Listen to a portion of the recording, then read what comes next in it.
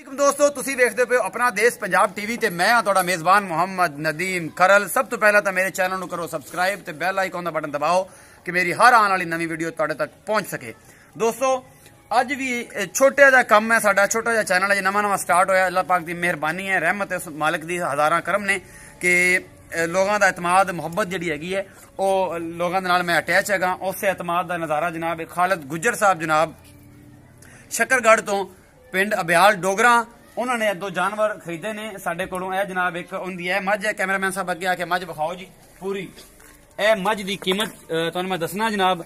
यह मझ का चड्डा मेरा कैमरामैन ते मैं विखांदे पे हैं, पूरा पूरा चड्डा विखांदे पे हैं जनाब। यह पूरा चड्डा विखा रहा है मैं ते मेरा कैमरामैन, ठीक है जनाब। यह मझ अजे सोन तैयार है। 2,50,000 रुपए की मझ यह जनाब खालिद गुज्जर साहब ने खरीदी है। कैमरामैन साहब इस मझ का मुंह विखाओ।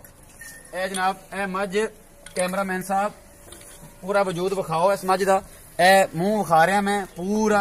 यह वजूद 2,50,000 रुपए की मझ जनाब जी खालिद गुज्जर साहब जनाब अल्लाह उन्होंने भला करे। शकरगढ़ अब्याल डोगरा पिंड है जनाब। यह उन्होंने मैं भेजन लग्या। यह उन्होंने मझ होगी जनाब 2,50,000 रुपए की। उन्होंने मैंने पैसे भेज दिते ने इस मझ दे। पूरा वजूद बड़ी खूबसूरत मझ है। कोई बंदा कहे ना कोई मझा नहीं लभदियां तो पैसे तुसीं बहुत लेंदे जी। 2.5 लाख रुपए की मझ मैं वेची है। यह तुसीं मेरे कैमरामैन तुहानूं चड्डा चुड्डा सब कुछ विखाया है। अजे मझ सोन नूं तैयार है, विरला चेक कर लो। ये 2.5 लाख रुपए की मझ कोई बंदा कहे ना वध पैसे ने। नदीम खरल कमेंट मैं बड़े पढ़दा विच, सारे कमेंट पढ़दा प्यार मुहब्बत नाल, सारे दोस्तों की मुहब्बत का अंदाजा लगाना। लेकिन कोई गल नहीं, कुछ तनकीद होंदी है तो दी बेहतरी होंदी है, उसदी सलाह होंदी है। एक है मझ है जनाब, यह दूसरी छोटी है।